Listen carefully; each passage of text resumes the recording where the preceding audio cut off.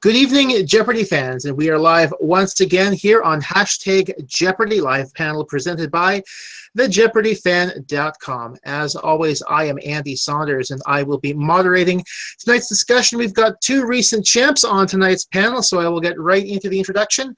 As always, I introduce in order of when you first were on the show. So my first introduction tonight, welcome to hashtag Jeopardy Live panel, and happy birthday to Kerry Benn. Thanks for joining me. Hi, Andy. Thanks for having me. And also on tonight's panel, he won 3 games before he was defeated last night. Welcome to hashtag Jeopardy Live panel, Nguyen. Thanks for having me, Andy. Happy birthday, Kerry. Oh, thanks, guys. I like to do Jeopardy related things on big days, anniversaries, and birthdays. Yeah. You know. So before I get to the questions, I just want to remind everyone that if this is your first time tuning in, that hashtag Jeopardy Live panel on Twitter. If you have any comments for the panel, you can leave that on the hashtag. Or we have a YouTube chat going. You can leave comments there. If I like what I see, I'll read it out. If I don't like what I see, then I likely won't. So just keep that in mind. And I usually, if it's pertinent to discussion, I'll usually chime in with it as well from the audience. So thanks to everyone who tunes in tonight. That's going to be great. We already have a few people tuning in. So let's get, I guess, right to the, I'd like to kind of start at the start of your tape day a few months back. Obviously, you both got to meet the champion, and he'd won a couple games. How intimidating was it, going in and, being like, oh, he's won twice, and he's won about $50,000? Yeah, I mean, I think it was kind of funny because they had him kind of a little bit separated from the rest of us, as we were getting all of our instructions. And then obviously we both saw his game from Monday, but we did not get to see the games from the previous week because we weren't there that day. So I was actually kind of glad because I saw him play Monday and thought, like, okay, whatever, I could probably take this guy if I get up there. But I think if I had seen the 2 previous games, I might have been a little bit more nervous. So I was kind of glad to have only gotten the little taste of it. Yeah, going into the Monday game, I heard he won about 40,000 in the first 2 games, which is it's about average. But when I saw his Monday game where he just ran that state lakes category, I said what? And I didn't know about was Lewis Carroll. I was worried, and I'm really glad that you beat him online game, Kerry. Thanks. Yeah, I was extremely glad that I didn't end up with that astronomy category because I would have gotten owned. So that was good. Which seemed to be one of his specialties, actually. He was very good on the astronomy. Yeah. I almost wonder I suspect that might have been why Alex brought up that interview on Monday, because What's That Planet came up on that Monday game. And so you then got obviously you got to play him on Tuesday, Kerry. So yes. What was going through your mind? Well, I mean, obviously on the first daily double in the biblical category, you were running pretty well, and then lost $2,000 there. What destroyed my momentum? Yeah. Yeah. Momentum, and I'm sure, Joe, you can probably say this as well, but momentum certainly can be a thing, right? Yep, certainly is. Yeah. Well, that question is still, like, of all the Monday morning quarterbacking I feel like I've done after the taping, that daily double is the one that is still killing me because that question came up. The question was like, this biblical person, also a character from Friends, has a name that means bringer of light for anyone who didn't see it. Mm-hmm. So immediately they're narrowing it down to 6 people. And obviously there's no one named Ross or Monica in the Bible. So like they're narrowing it down to 4 people basically. And immediately upon seeing the question, I was like, oh, Phoebe, for sure. Definitely Phoebe. And then I had enough time while Alex was reading it to be like, I don't know, maybe it's Rachel because Rachel is so much more of a biblical person than Phoebe is. So I don't know, maybe I should say Rachel. And then Rachel came out of my mouth and the correct answer was Phoebe. And I was so mad that I talked myself into the wrong answer. so irritating. That was my guess too. Rachel was my guess too. Yeah, I was surprised that was... I was, when I saw that clue, I'm like, Rachel, it's clearly Rachel. Yeah, nope, it was clearly Phoebe. But although I have to say, because at one point they stopped taping for a second because something malfunctioned or whatever, and so John and Rand and I had to turn away from the stage just in case. And so John kind of leaned over to me and was like, hey, I would have guessed Chandler, so at least you didn't do that. And I said, oh, that makes me feel a little bit better. I guess Chandler Candle, that does make sense with the light theme, but yeah. Apparently there's a Chandler in the Bible, so Yeah, I don't think so. Yeah. So that was one of my worst categories going in. So I wouldn't know really if there was. Now, did that kind of make you a little more gun shy on the last Daily W you played on Tuesday in the soul category? Yeah, I mean, I think people were kind of wondering why I maybe bet a little small. I don't know. I did not think that I knew a lot of things about South Korea, but then apparently I did because that's where I made my comeback. But I had been practicing a lot of different betting strategies. And so I sort of did that to align myself to a place where I knew exactly what I was going to do going into Final Jeopardy. Like I knew the strategy for if you're close to the leader, but not in the lead. And I was like, that's where I'm going to go. That's where I feel comfortable. Like I want to be in a close second kind of. So I guess I could have gone bigger, but I wasn't even really thinking of that. I was just kind of trying to play it so that I could set myself up for what I knew I wanted to do. Mm-hmm. Though I will say it would have been interesting had you missed that Daily Double as well in terms of the strategy, just looking back at it now, just because 18,000, 11,000, 7,000 would have been a fun situation to deal with. I'm glad I did not have to deal with that situation. So I guess, looking at Final Jeopardy a little bit on that first day, obviously you and Rand both got the University of Virginia. Now, did the fact that you knew he was a math teacher, did that weigh on into your strategy at all? No, because I had probably completely forgotten about that from the beginning of the episode until then. So I pretty much was basically, I had kind of trained. I have a coworker who was the 1991 teen tournament champion. His name's Andrew Westney. Shout out to Andrew if he happens to be watching. And he worked with me a bit on the betting strategy. Like he would send me 3 random numbers by email and be like, hey, if you were in second, what would you wager? So like all throughout the time that I was preparing, we kind of quizzed on that. And so I just was like, it didn't matter to me what the other two, like what they might know, what they might not know, what I might know, what I might not know. I was like, this is the number because here's where I am in the positioning. This is what I'm doing. Mm-hmm. So it's interesting to me. Like I had not thought of that before I came on the show. I just always thought like, oh, like Joe said a minute ago before we started taping, like you got a category like opera and you go $0. I know nothing about that. But it really doesn't even matter how much you know. It matters more like what the strategy of the, the numbers game is kind of. And that was something that I definitely learned in this process. Mm-hmm. I mean, as it turns out, you certainly, considering where Rand's score was and John's score was, obviously, it looked to me like you had a feeling that Rand was going to bet, in that $900 to $1,000 range. And of course, with that, your bet of 1,000 was a perfect counter to that. So. Yeah, I mean, he did exactly what he should have done mathematically as well. So I was kind of banking on him to do so. I guess maybe that was putting a lot of faith in him. I guess as a math teacher, that does make sense. But I had admittedly completely forgotten that was his profession. So.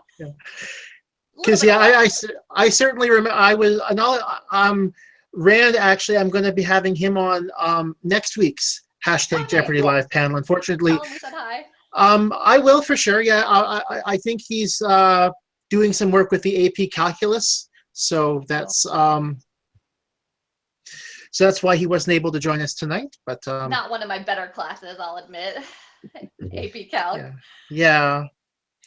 So yeah. I mean, when I was watching that game, I was like, well, if I were in your spot, I probably would have done very similarly. Just because remembering that Rand was a math teacher, it's like right.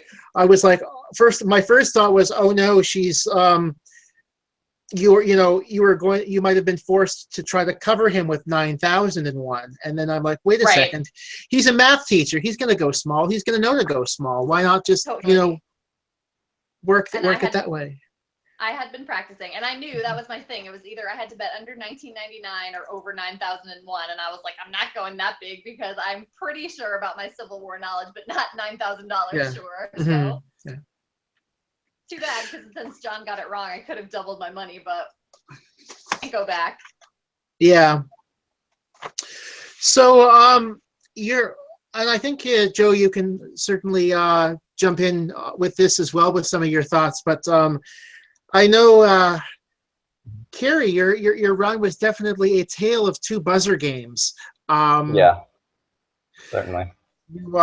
You did pretty well in your first game, Kerry, and then I think Joe outbuzzed you like 29-8 on Wednesday, and Yeah. Yeah, so Still a little mad full about in it there, me Joe. and No, I'm just and the teasing. current video game player and me.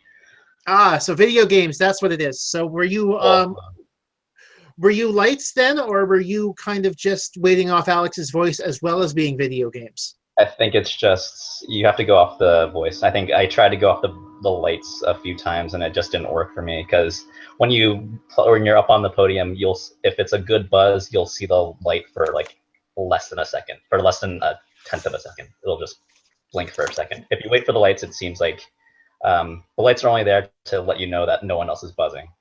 Right. Go off the voice. I think the few times that you tried to wait for the lights are probably the only few times that I beat you on the buzzer, I would guess. Yeah, because I think I was trying to keep to the same rhythm that I had in the first game because I had pretty good success on the buzzer in the first game, and then Joe was just completely destroying me, which I remember noting at the time and thinking like, oh wow, I'm really getting outbuzzed. But watching it back, especially, I was noted like, oh my gosh, you can see me like clicking so hard and just completely getting run over. Now, overall, Joe, I would say you were certainly very aggressive when it came to guessing a lot. I think. Yeah, I agree. That sounds right. By the end of your run, I think I had the neg count at 20. Yeah, that sounds about right. So.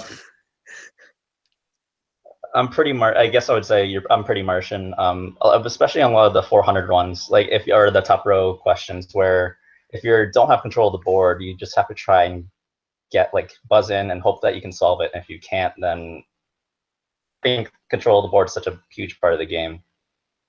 I was a daily double hunter, so I wanted to make sure that I, first of all, avoided the top row whenever I was picking the next category.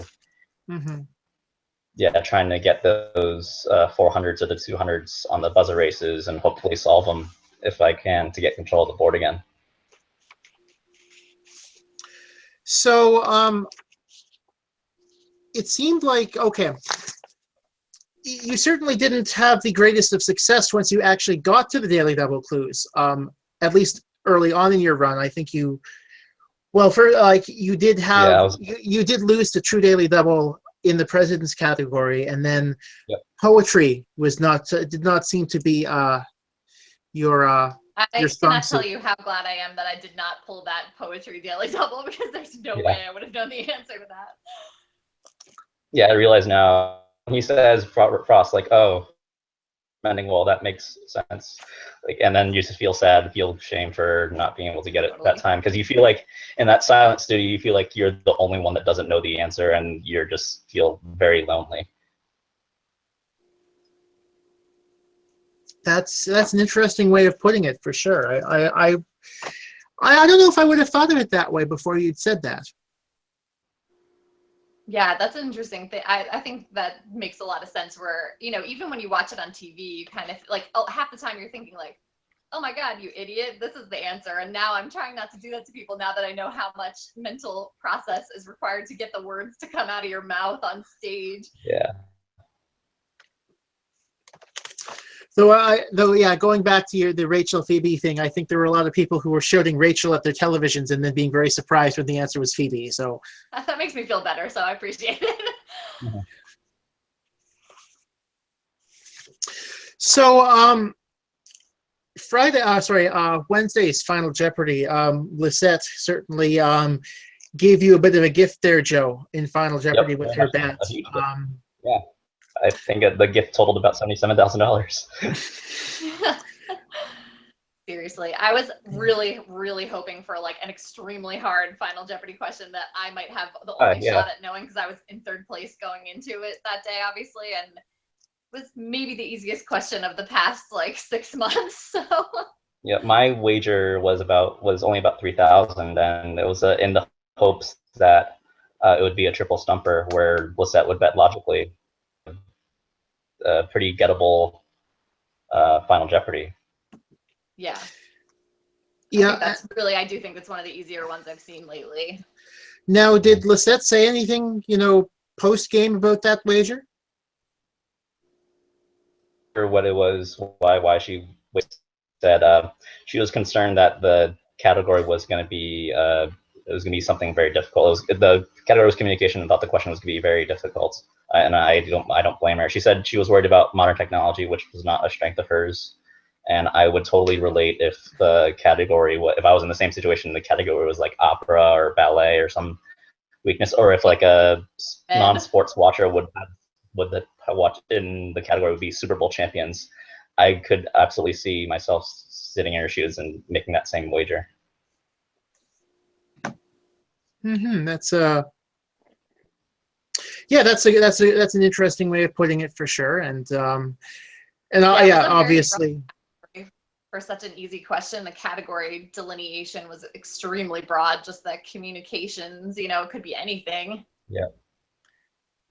Yeah, I tried to make as many blind guesses as I could. I would think like maybe Pony Express or like AT&T or Alexander Graham Bell, but I was empty pretty dry on those blind guesses. Yeah.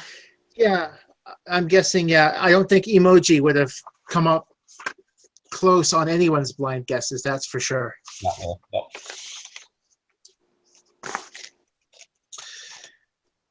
Okay, so obviously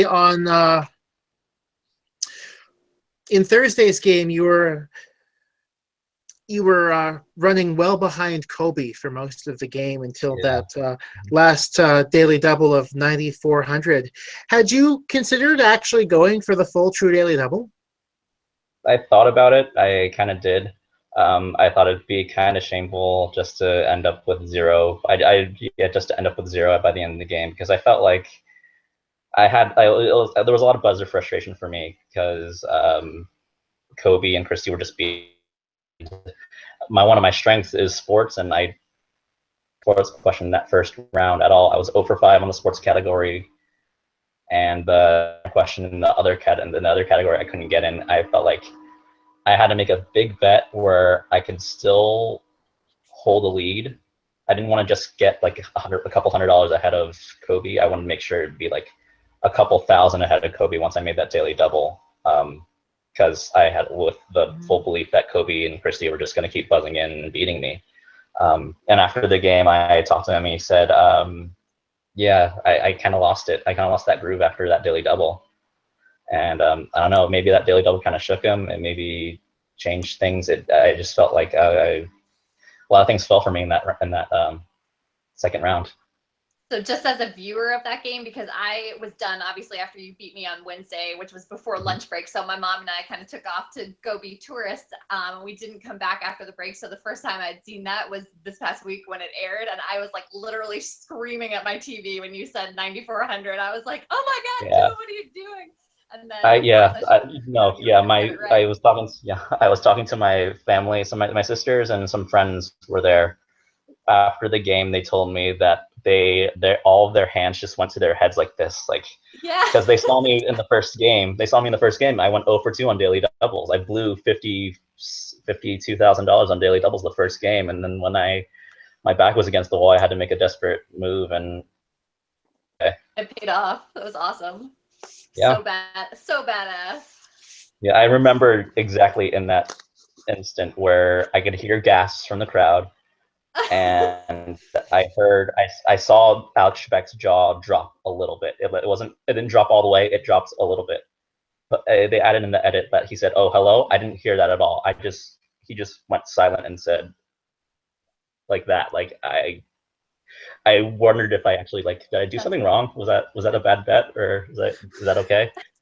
I guess I think that's how you have to play. I wanted to play pretty much how I would want the players on the show if I was sitting in the couch like, oh, bet it all, dude, like, or like, hey, Yeah, true daily get the double. house line. And Yeah, well, I didn't want to also be a hypocrite and say, once you've won a game, it's like everything yeah, else is bonus money, like yeah. bonus money, bonus fun. It's like whatever.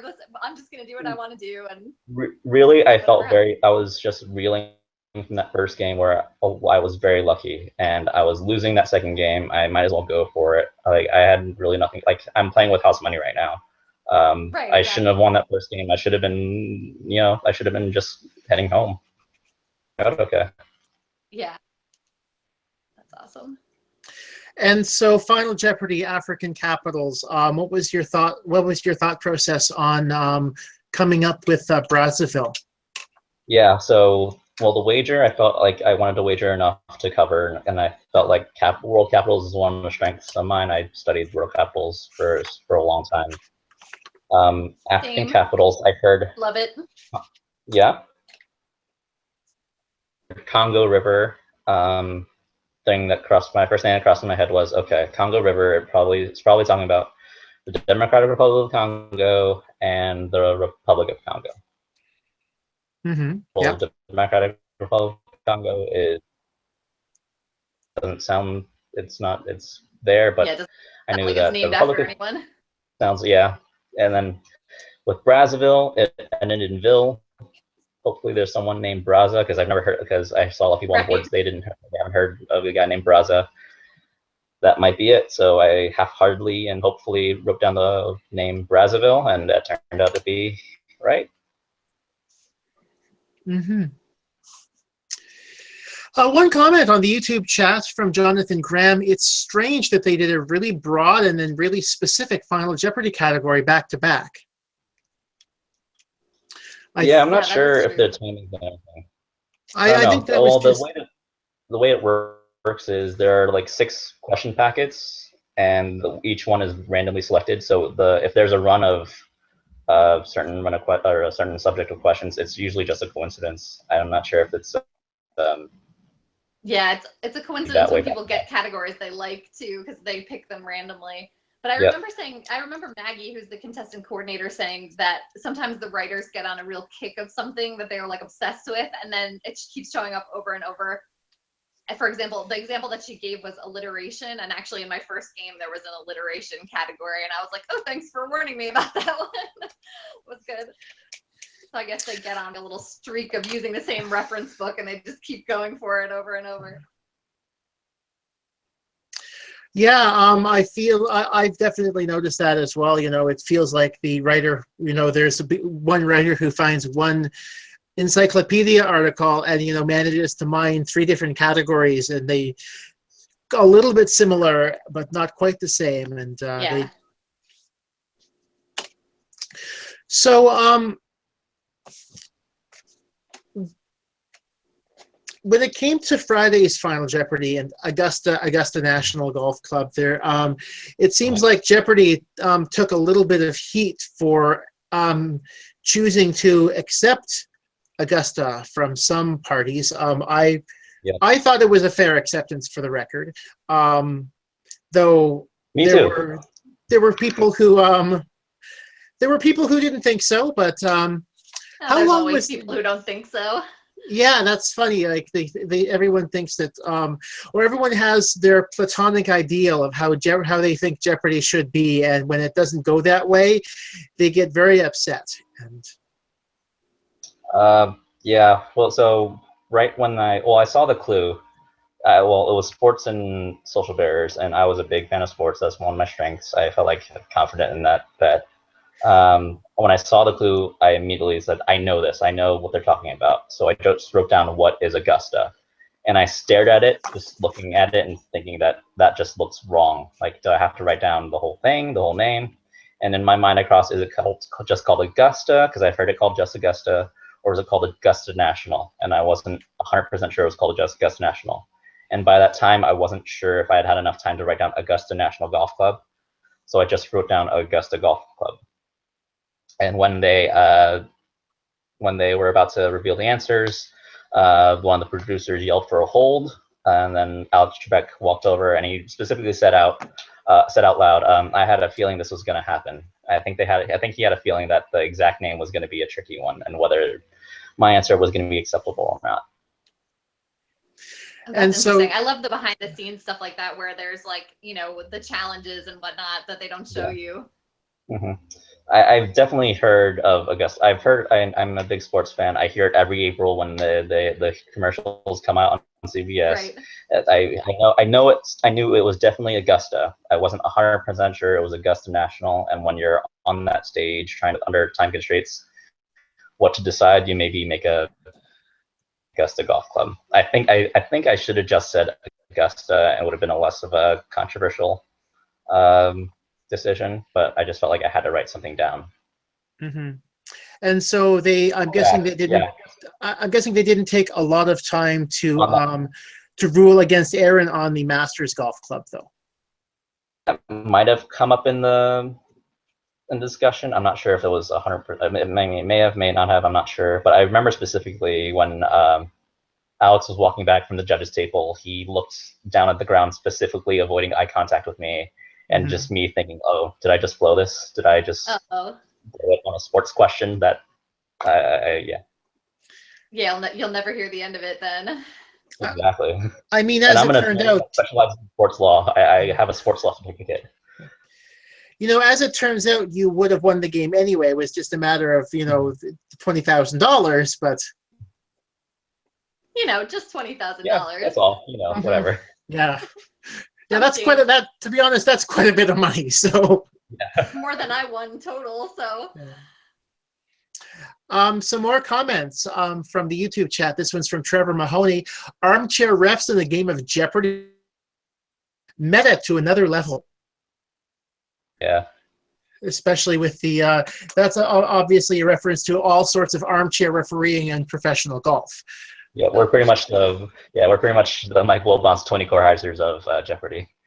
Yeah. Oh my gosh. Well, this was a funny one for me because it wasn't exactly reffing because I didn't guess wrong, but in my first game on Tuesday, there was a category about jobs in news, and I'm an editor for a news publication, and so I was like, oh, this is right in my wheelhouse. Well, one of the questions, the answer was assigning editor, which is my literal actual job. And I was like staring at the question and I didn't even ring in to guess it. And so as we're having the watch party with all my friends and coworkers, they're like, are you absolutely kidding me right now that you didn't even guess at your own job? And I'm like, guys, you try standing up there with your brain going nuts, like you have no idea. Plus also I've worked in so many places that call it different things. I was afraid to hazard a guess and have the wrong title. So I was just like, let me not bother.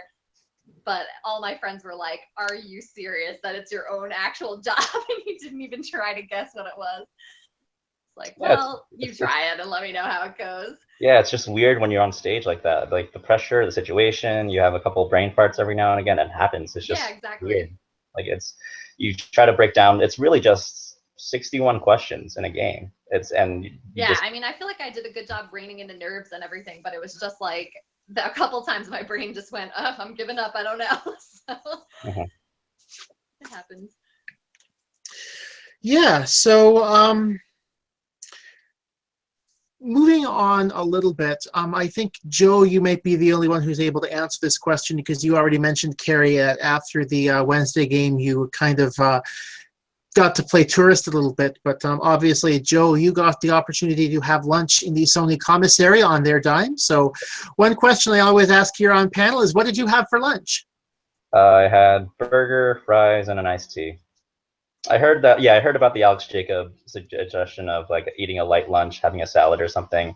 I think that the shock of that game, the only thing I think about was just me being hungry. So I just decided to get a burger and fries. I had an ice cream cone, meanwhile, while I was being a tourist, if anyone cares. Word, yeah. So, what else did you guys get to do when you were out in Culver City, the Los Angeles area? What touristy stuff did you guys both get a chance to do?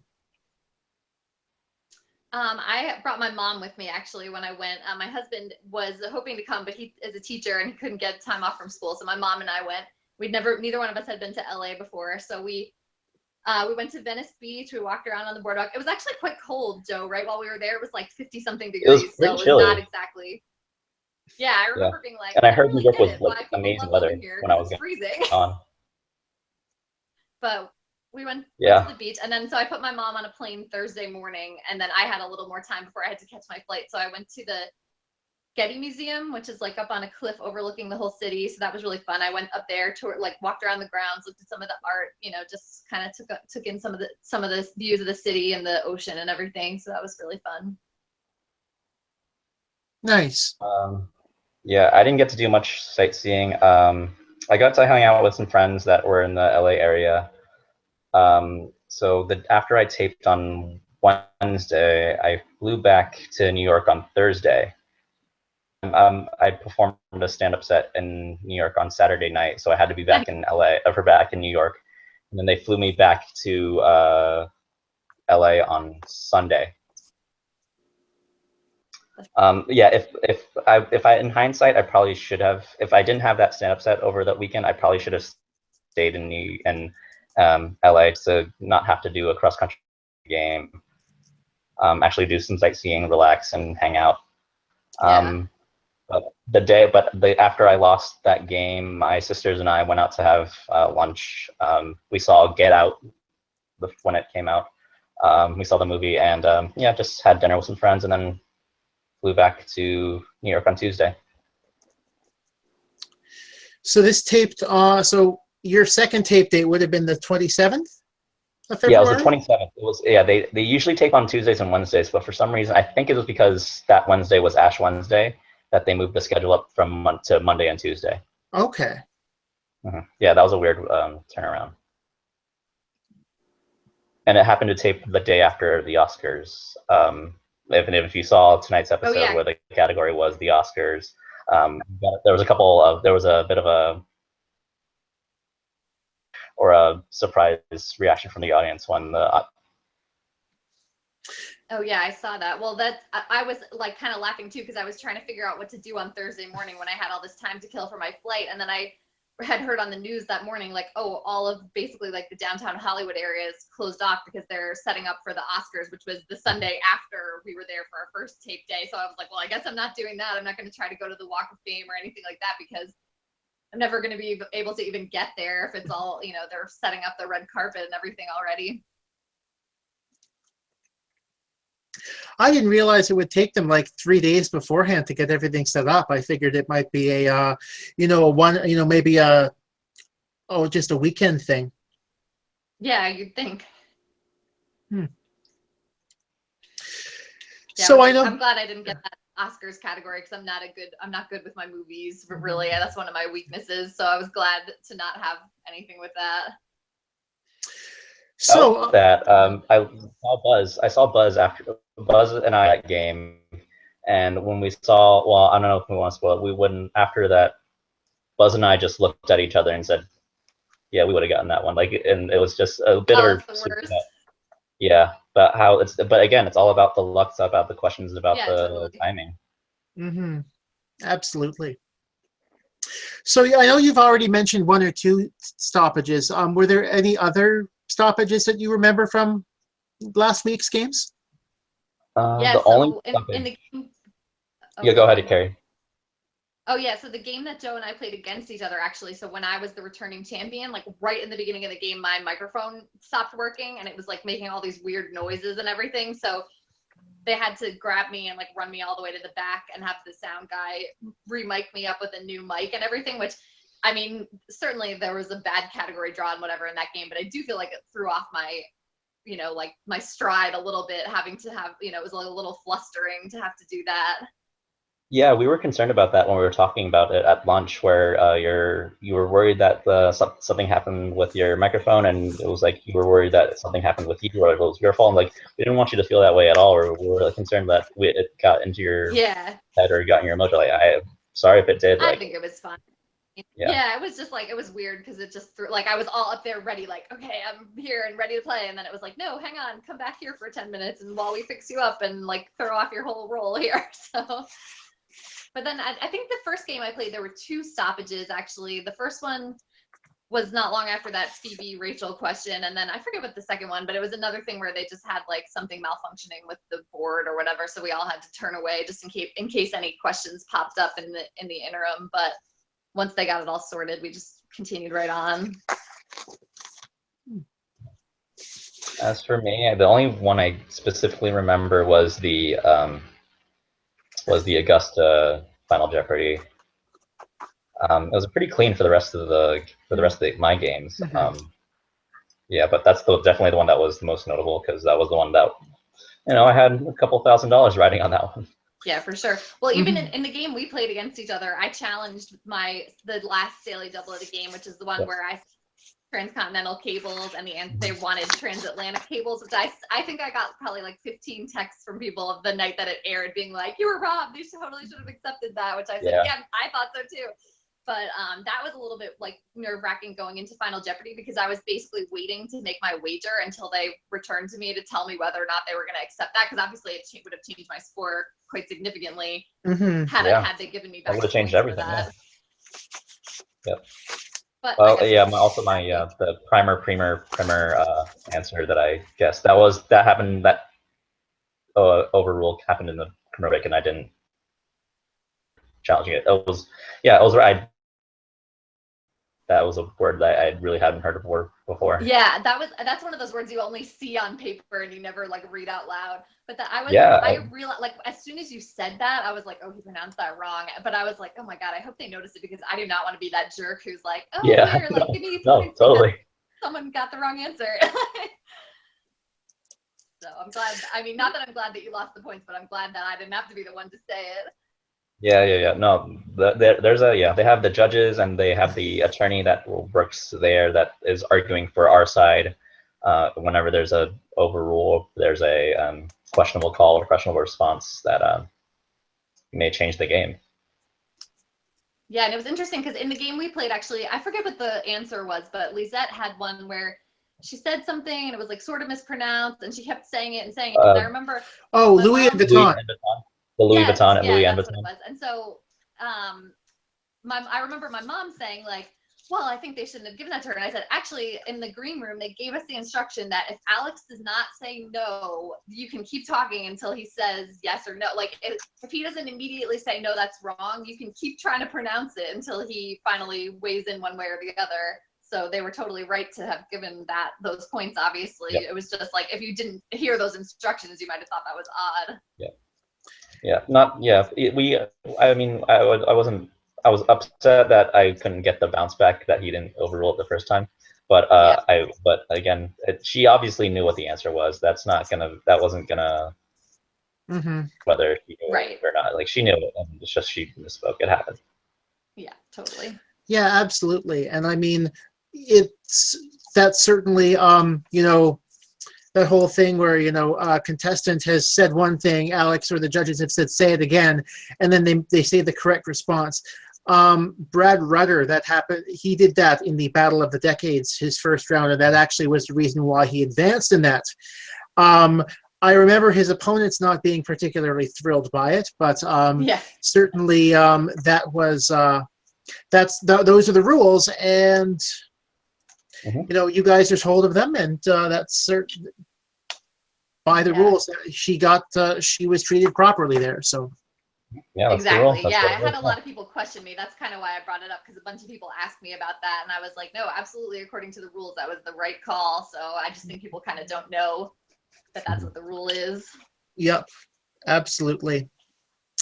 So, did Alex talk to you in your interviews about what he thought you'd talk, or what you thought he would talk about? Yeah, for me, he did. I was actually really glad, because the story that was on my first night, it actually so we knew the tape date or the air date was May 30th, and that is my anniversary with my husband. So I was like, I had them put like a bunch of stars next to that one to be like, please let me tell this story about how my husband and I got together, because it has a nice tie-in with the fact that today's our anniversary. So he did do that. The funny thing with that story too, afterwards, because they had told me in the green room, the story had to do with Amtrak, and they were like, do not say anything bad about Amtrak. And I was like, well, of course I would never do that on TV. Like, as much, whatever I think about Amtrak in real life, I would never say on national TV, like, something bad about them. But after I told the story, Alex said something like, oh, well, I guess Amtrak is good for something. And I like started laughing right out loud, and they cut that out of the final airing, obviously, but Yeah. it did give me a good laugh, so. It did seem like there was a bit of a jump cut there. Yeah. Looking back. What about you, Joe? Well, I think my best story was the one where I caught the home run ball the day I was supposed to take the bar. I think that was one when we were talking to coordinators about which story. The travel abroad one was nice. I usually travel abroad ones are the good ones that Alex like to ask about. And I think the Friday game was it was combined because we were supposed to talk about how it was a stand-up, and there was another bullet point where I did the red dress run where I wore a red dress in the French Quarter, and Alex decided to combine those two into one, which made Karina pretty upset because we had to come up with more stories for next week. But besides that, nothing. We don't get to talk to Alex at all. We just talk to the contestant coordinators about which stories to do. Yeah, I don't, to be honest, I don't even remember what the third one on my sheet was. I was like, I think the one about my acapella CD was probably like the least interesting, although I was glad that I got to mention my college and whatever. That was cool, and just talk about that. But whatever the third one was, which now it must have been so interesting that now I can't even remember what it was, right? But I think that one was also, would have been a good one if I had made it to another day. Oh, nice, yeah. Do you remember what you talked about post-game with Alex? Yes. So actually, he referenced it in my second game because I had said after I won, because my husband teaches advanced placement US history, and I do a lot of test grading and stuff for him, and I work with some of his classes. So that was like the one thing I didn't feel like I needed to study going in was US history. But when that category, the Civil War era, came up, I like had this moment of like, oh my God, I can never go home if I get this question wrong. I'll never live it down. So I said to Alex in the afterwards chat, I said like, oh my gosh, my husband would have been like so disappointed if I'd ever gotten this wrong. And so he actually referenced it then at the beginning of the show. Joe and I played against each other where he said something like, oh, our champion was telling me that, you know, she never would have lived it down from her husband, you know. So he actually remembered. I mean, not that it was that long of a time between tapes, but he remembered and kind of like chatted about that story with me again, which I thought was sweet. Do you remember well, I think I messaged you a couple weeks ago about how Alex Trebek kind of has this old man flirty type of move with him where he suggests that we all go out for a drink afterwards. Well, he did make my first game, he did make a Nguyen pun about me with my last name. Yes, I remember that. Yep. The Friday game, I think he talked mostly with Miles about astronomy. How I think there was news about the discovery of several Earth-like planets, and we talked about that. And in my last game, about me, he asked what type of law I practiced, and I said like sports and entertainment law. And he said that he has a stepson or he has a relative that is studying that at Pepperdine too. And he was really nice to me in my last game. He was very interested. He asked if I had enough money to pay off my student loans, and I said no. I said, but this is a good start. Aww. Yeah, but yeah, he was very polite to me. Yeah, he was really extremely kind, I thought. Like a lot of people, I think he's just kind of like brushes in and brushes out, and then it's sort of like robotic. But I thought he was extremely nice and obviously extremely smart as well. Yeah, and he also asked like, oh wait, do you still live with those 4 women from law school? And I said no, I've graduated. Like I said, why did you ever leave? And he's kind of has that. He kind of has that smarmy old man flirt type of vibe to him. I like to compare him to like. Me right now, and he was just laughing out loud at that one. So. Yeah. I think to me he's like, I would compare him to like Bob Saget. He's been pretty much doing dad jokes for 30 years. But there's a dark side to him, like a dark, smarmy side to him that comes out every now and again, where it's not surprising, but it's not. It's kind of you kind of get it with him. Comparison, I can totally see it. What is it? Is that the movie Half Baked where Bob Saget has like a random cameo? Is that right? Oh yeah, when he's one of the he's like in an AA meeting or whatever. Yeah. Oh yeah. Oh, that's right. Yeah. Where I don't know how much cursing I can do, but that was a good line from that movie. I'd appreciate it if you didn't. I got you. Moving back to the win-win pun.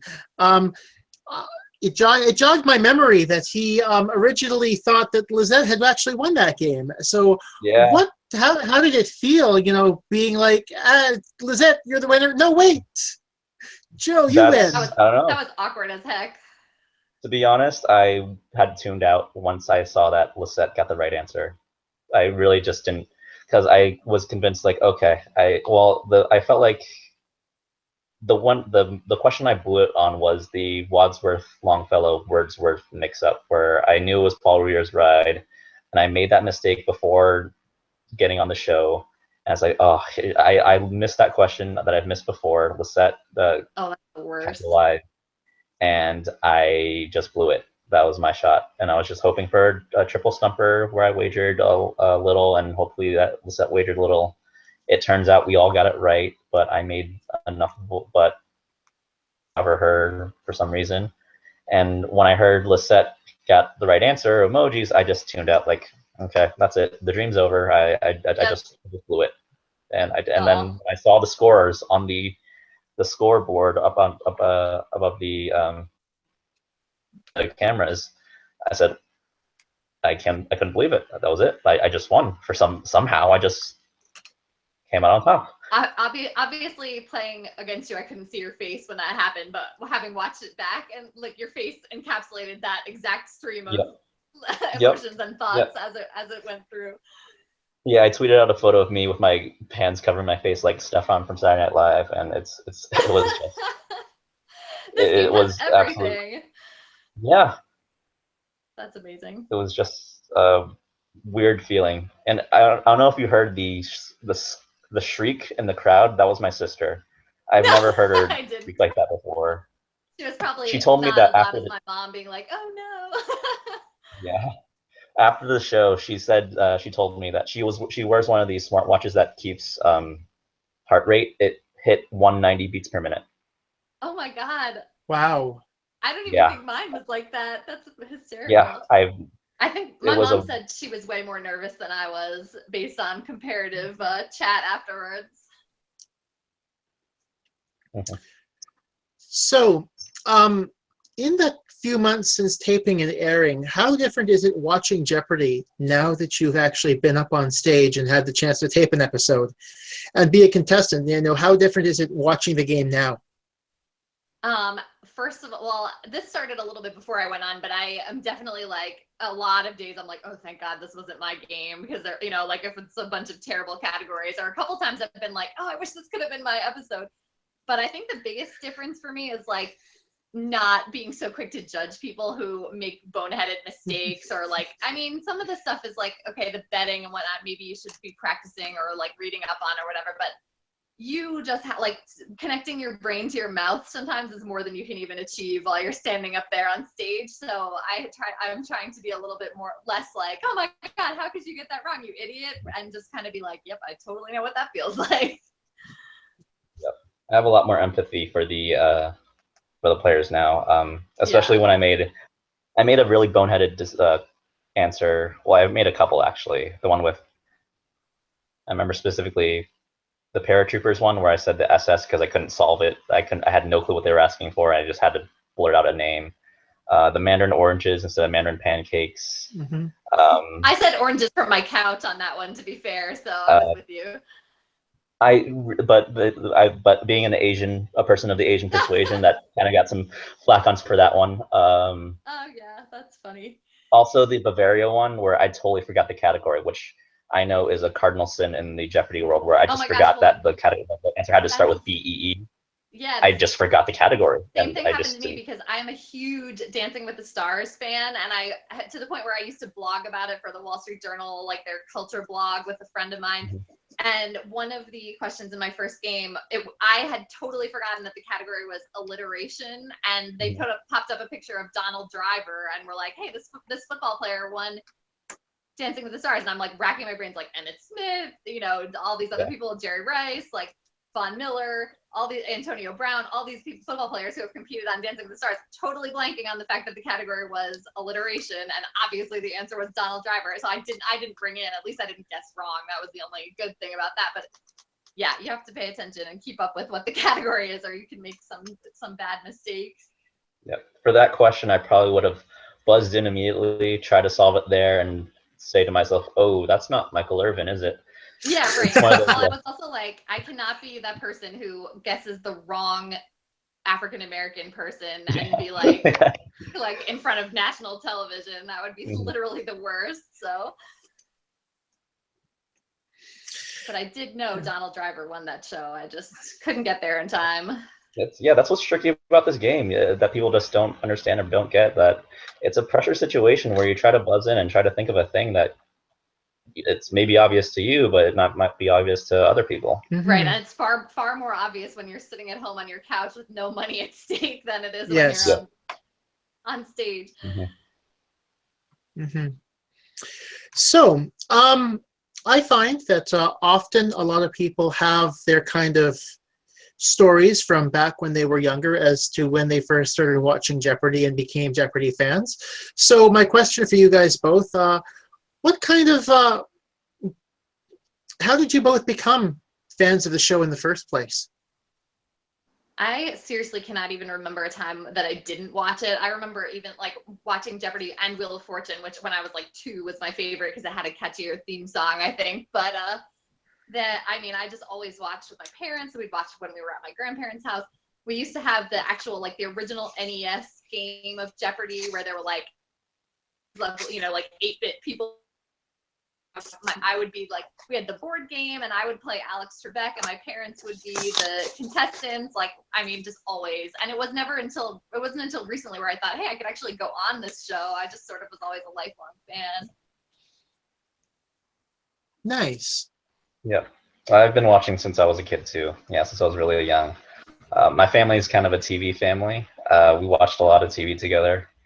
And I remember we would watch Jeopardy and Wheel of Fortune together, and it was a big way for me to learn English. It was because my parents, they're Vietnamese, their English is pretty broken. They would watch Wheel of Fortune to help learn with how to speak and how to spell and how to read the language. And when I was really little, I stopped watching after a few seasons because it started to get a bit too easy, and I just watched Jeopardy. And that kind of stoked my interest in trivia, really, because I remember watching when I was really little.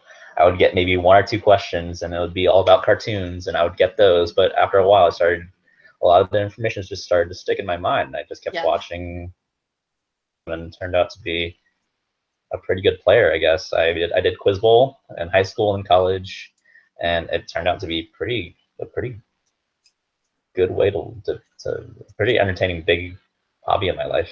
Yeah, I don't have any like Quiz Bowl or trivia experience, but it's interesting because I feel like watching Wheel of Fortune as a kid helped me learn to be really good at crossword puzzles, which in turn really helps for Jeopardy because you start to like learn to match the clues with their responses. So that, kind of plays into it. Not to be a Sony shill, but you should totally watch Wheel of Fortune to help with the word puzzles. Yeah, totally. That should be my next thing that I go on because I feel like I could. And you typically make more money on Wheel of Fortune too because they let you keep what you earned if you don't come in first. So. Who Wants to Be a Millionaire? The auditions are actually in New York City this Friday or this week. Oh, really? And I might be there. Yeah, I can't audition because of that. Well, I don't think you can play on it for another year. For another year. Yeah, I think you're stuck for another year. So. Yeah, that's all right. I'm good. Yep. Well, I still have student loans, so we'll see. I was earlier today. I was out and I was someplace where they had Wheel of Fortune on this afternoon, and the question was something like this. It was like really easy, $500 question or something, but it was like this. Addition to the White House named for the president that put it up was like really controversial in the 1950s when it was first erected. And one of the like possible choices was the Carter chicken coop. And I was like, I really want that to be a thing now that I've heard of the Carter chicken coop. I was really wishing for that to be the right answer. The Truman balcony was what they were really talking about, but I don't think that was quite as catchy. Yeah, the Carter chicken coop certainly would be amusing, I think. I mean, the alliterative effect there even is just stellar. So, how many times did you guys taken the online test or been to an in-person audition before you got on the show? This was my second audition. I auditioned first in 2010, and I definitely know that I did not pass the second test that time because I remember thinking like, wow, this was really hard. But I can't remember how many times I took the online test, maybe like 4 or 5 times, I think. And I think I only took it maybe like once or twice between the 2 auditions because for a while I was like in the contestant pool, obviously, so I wasn't eligible to take it again. But this time around when I got, I passed the online test and got to and again, like just the test, just like being on the show is so up to like what luck of the draw questions you get. And I remember taking the test, the in-person test, and people chatting about it afterwards and thinking to myself, like, I think I might have gotten like 48 out of 50. Like it was every single question was right in my wheelhouse. And so I thought, I think I might have a good chance this time around.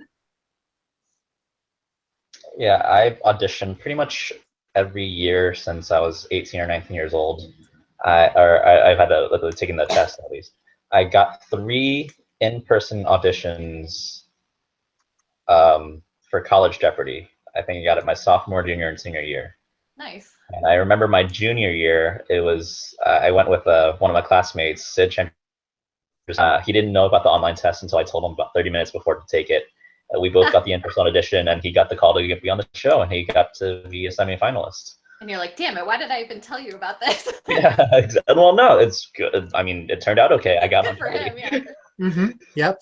That's great. But yeah, it took the one in 2015 where I took the test in 2015. That was the first invite for adult proper, and I was sitting in the contestant pool for about 18 months when I got the call in January this year.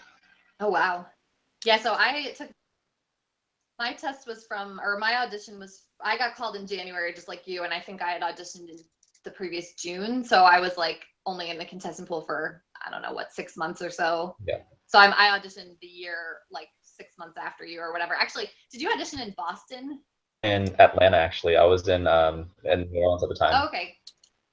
Oh, gotcha. Yeah, my husband auditioned that year in 2015, and he had to go to Boston because it was like one of the few years that they didn't hold it in New York City for some reason. Wow, that's weird. Yeah, I know, it was really strange. Yeah. Yeah. So the message really is just to keep trying, just keep auditioning.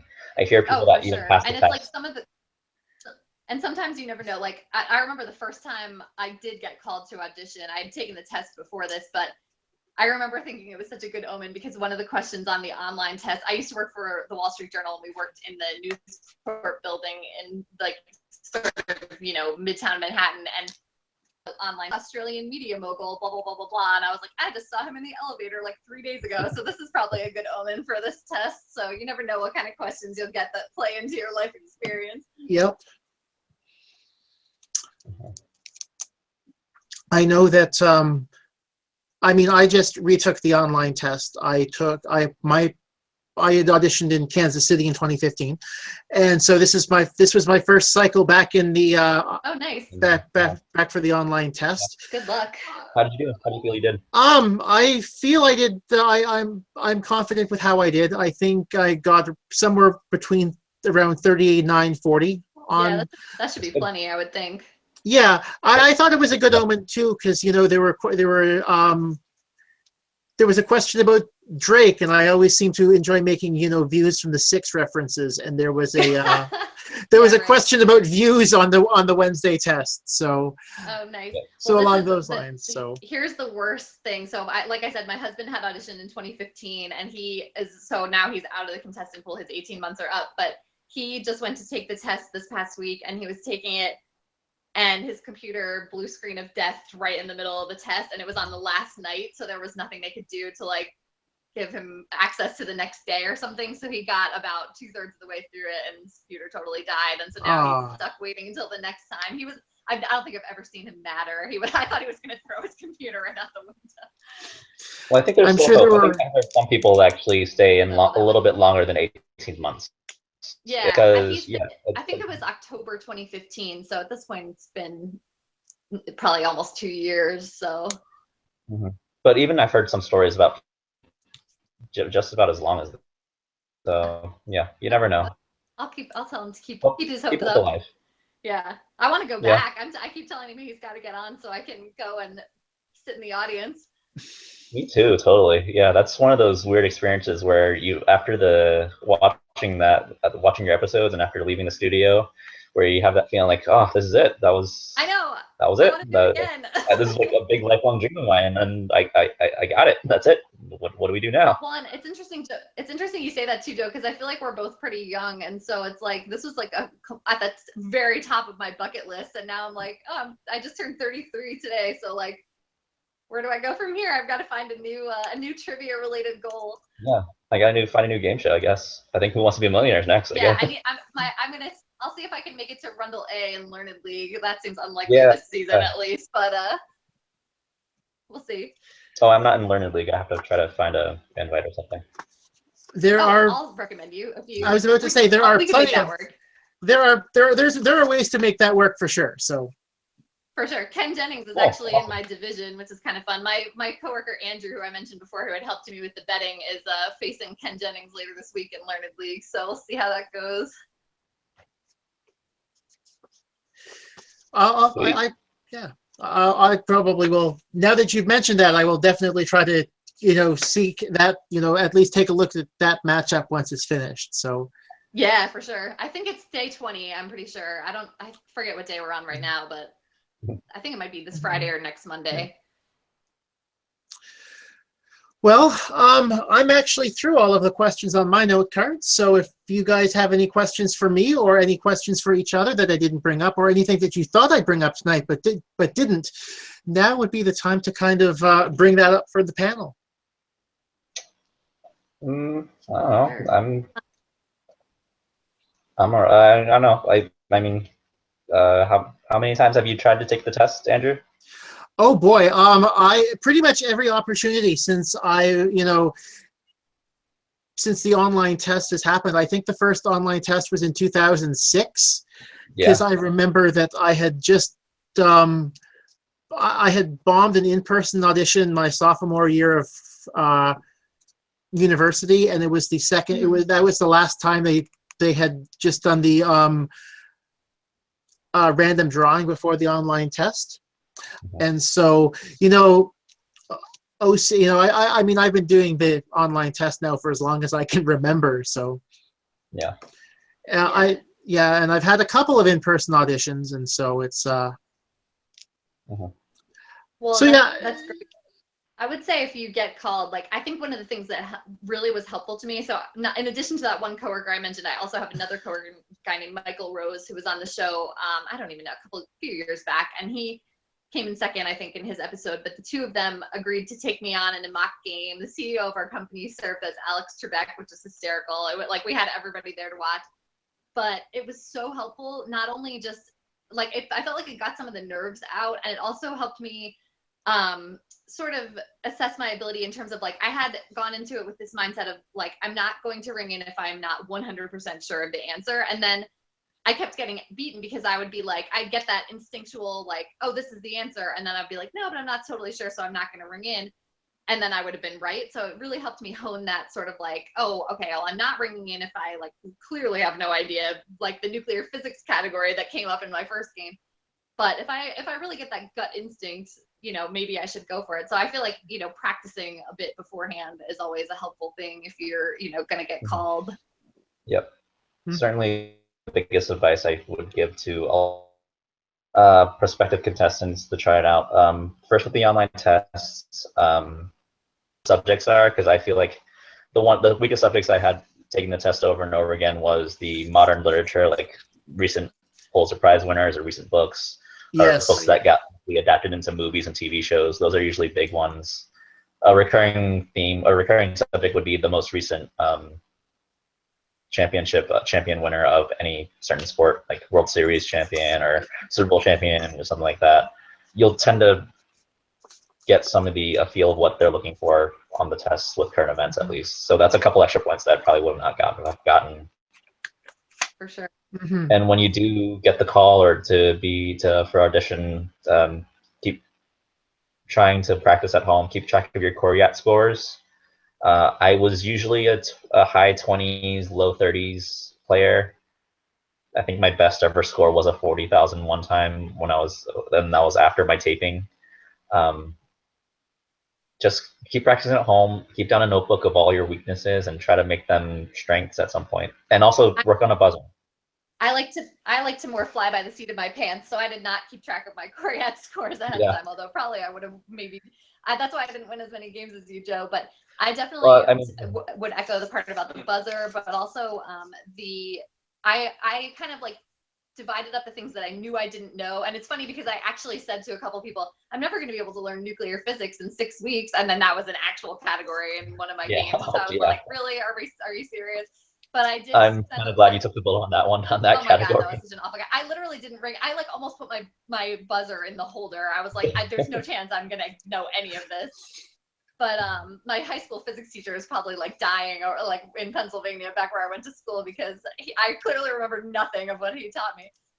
But I took things that I felt like were doable in that amount of time. Like I memorized the books of the Bible because that was a real weakness of mine. I memorized Oscar Best Picture winners, because that's especially the older ones as another like real weakness of mine. So things that can be broken down into those like small chunks. Yeah. But the one thing I would say, I actually read the book Prisoner of Trebekistan. I don't know if you guys have read it, by Bob Harris.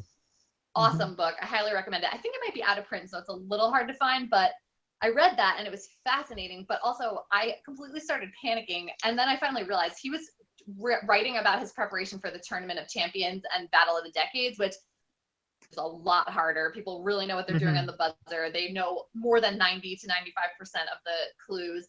So I was like panicking, going, oh my God, I'm not putting nearly as much work into this as this guy did. And then I thought to myself, wait a minute, but you're just kind of going on with other novices. You're not facing anyone that's going to be like a Ken Jennings or a Brad Rutter or whatever, or Matt Jackson or whoever. So calm down. It's fine. You don't need to panic. So that it was interesting because it gave me a really good look at what to expect, but it also gave me that feeling of panic, like, oh God, I don't know anything. So and speaking of Matt Jackson, so because he went to Yale, we play against each other at nice. quiz bowl. That book is amazing. I was just like, this is terrifying. To be honest, that he won 13 games. I'm more surprised that he didn't win more. Like he was that good. Totally. I mean, there were some quiz bowlers that I saw that were maybe have lost the first game or lost after their second game. That's how tricky this game is. How much luck is involved. There's so much luck involved. Exactly. Yeah, I mean, I think everyone was shocked at how about Jerry Vinokurov last season. I think that was the big shocker in Quiz Bowl about what happened with him. But you know, I was really surprised that after that first. Yeah. I think the other thing I was really glad for after having read Bob Harris's book was, I guess, because he competed originally back in the day when you could only win 5 games, and they would give you cash prize, but also like other prizes. And so I'm so glad that they turned to this sort of like $2,000 and $1,000 prizes for the second and third place winners, because he details in the book, I forget what the product, it might have been like Advil or something, but he was like, they say a lifetime supply, they literally mean a lifetime supply. He was calling it the Berlin airdrop into his apartment of like literally like cases and crates of Advil and toothpaste and all this stuff. And I think he said he ended up donating it to a homeless shelter because he was like, what am I going to do with like 40,000 things of toothpaste? So I'm glad they don't do that anymore. That's kind of a good thing. Yeah.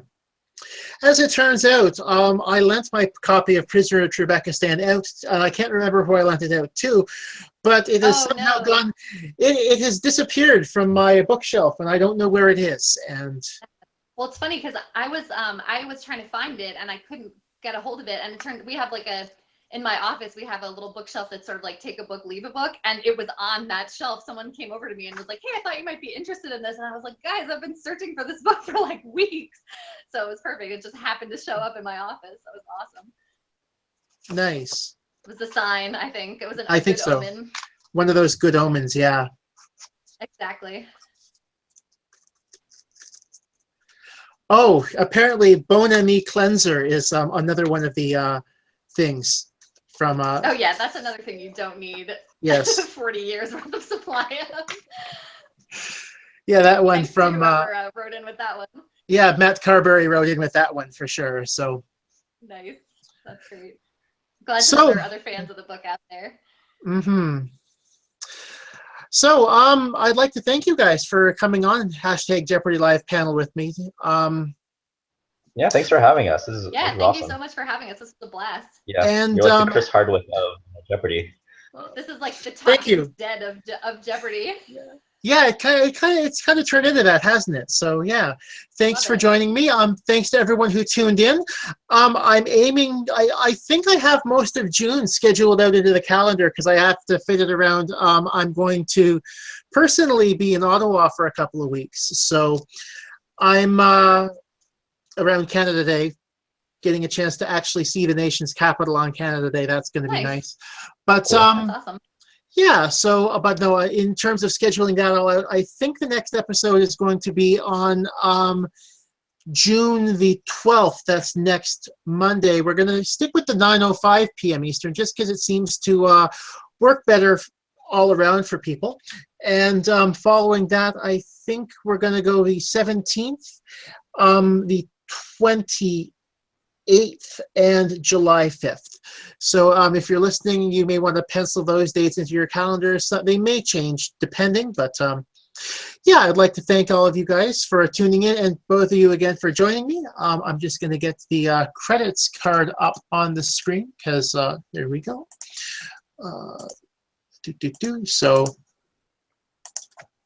So yes, thank you guys for tuning in and for joining me. I'll see you soon at some point, hopefully, on hashtag Jeopardy Live panel. Have a good night, everyone. Thanks. Have a good night. Thanks, Andy.